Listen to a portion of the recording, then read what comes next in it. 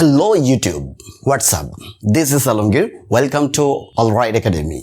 আমরা গত ভিডিওগুলোতে রাইট ফর্মস ভার্ব নিয়ে বিস্তারিত আলোচনা করেছিলাম, যেখানে আমাদের টেন্সের ব্যবহার খেয়াল করতে হতো, যেখানে আমাদের বুঝতে হতো বাক্যটা কি অ্যাক্টিভ ভয়েসে রয়েছে নাকি প্যাসিভ ভয়েসে রয়েছে।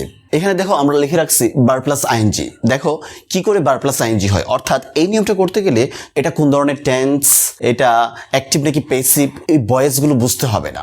এখানে যে নিয়মগুলো লেখা আছে সেটা থাকলে কেবল ডাইরেক্ট আইএনজি ব্যবহার করতে হবে। যদি তোমার প্রিন্সিপাল ভার্ব থাকে, প্রিন্সিপাল ভার্বের পরে আরেকটা শূন্যস্থান থাকে এবং ওইখানে যদি ভার্ব ব্যবহার করতে হয় তাহলে তোমাকে ব্যবহার করতে হবে ভার্ব প্লাস আইএনজি। যদি বাক্যের শুরুতে কখনো সাবজেক্টে যদি দেখা যায় ভার্ব ব্যবহার করতে হয় তাহলে সেইখানে তোমাকে ব্যবহার করতে হবে ভার্ব প্লাস আইএনজি। যদি ক্যান নট হেল্প থাকে, যদি ক্যাপাবল অফ থাকে, তাহলে এরপর তোমাকে অবশ্যই ভার্ব প্লাস আইএনজি ব্যবহার করতে হবে।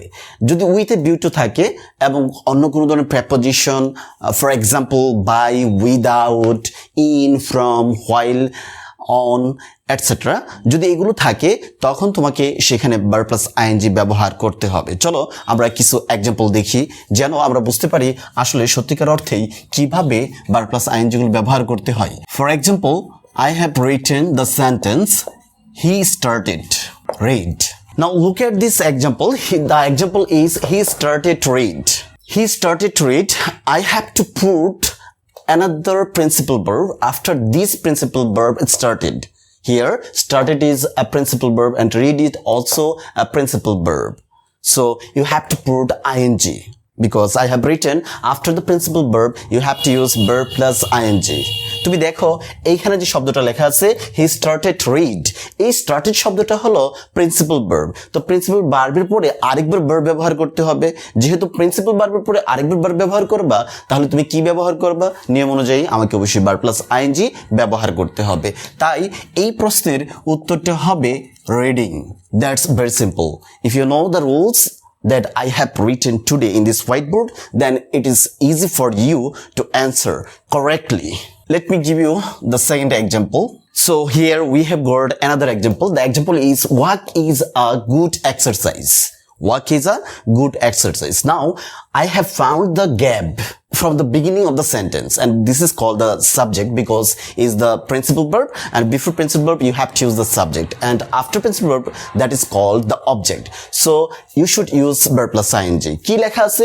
বাক্যের শুরুতে যদি সাবজেক্টে শূন্যস্থান থাকে তাহলে সেটা verb plus ing ব্যবহার করতে হবে। যেহেতু বাক্যের শুরুতে আছে তাই এখানে তোমাদের উত্তরটা লিখতে হবে walking. Third example, the example is cannot help, capable of. After this word cannot help and capable of, you have to use verb plus ing. He cannot help solve the problem. Look at the sentence. The sentence contains cannot help. If there is cannot help or capable of, you have to use verb plus ing. That's very simple. তোমাকে এখন এখানে কোন ধরনের tense হলো, এটার voice কোনটা সেটা দেখার দরকার নেই, ঠিক আছে? টেন্সটা বোঝার দরকার নেই, ডাইরেক্ট তোমার উত্তর হবে। কি উত্তর হবে? অবশ্যই ing দিয়ে উত্তর লিখতে হবে, তাই উত্তর হবে সলভিং। আমাদের শেষে 4 নম্বর নিয়মটা চলো আমরা দেখি 4 নম্বর নিয়ম থেকে কিরকম প্রশ্ন আসতে পারে। That's the fourth example. The example is he came here with a view to help me. তুমি খেয়াল করো এই বাক্যটাতে with a view to আছে। যদি with a view to থাকে তাহলে তোমাকে কি ব্যবহার করতে হবে? তোমাকে অবশ্যই verb plus ing ব্যবহার করতে হবে।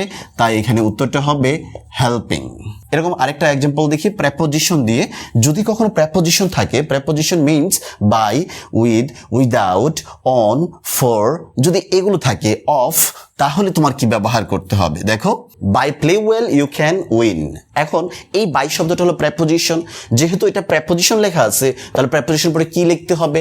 অবশ্যই তোমাকে ভার্ব প্লাস আইএনজি ব্যবহার করতে হবে। তাই আমাদের এখানে উত্তরটা হবে প্লেইং। তো খুবই সহজ ভার্ব প্লাস আইএনজির ব্যবহারগুলো। যদি আমি টেন্স না দেখি, যদি আমি ভয়েস না দেখি, তাহলে আমাকে এই বিষয়গুলো একটু খেয়াল রাখতে হবে যে ভার্বের পরে আইএনজি হয় যদি সেটা অ্যাক্টিভ হয়, সাবজেক্ট যদি নিজে কাজ করে তাহলে ভার্বের পরে ভার্বের সাথে আইএনজি ব্যবহার করতে হবে।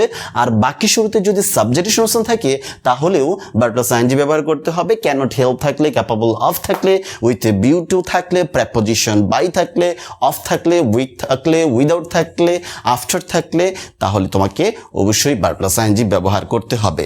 চলো আমরা এরকম আরো কিছু সহজ সহজ নিয়ম বুঝে নিই যেন আমরা বুঝতে পারি সত্যিকার অর্থেই উত্তরগুলো কিভাবে করতে হয়।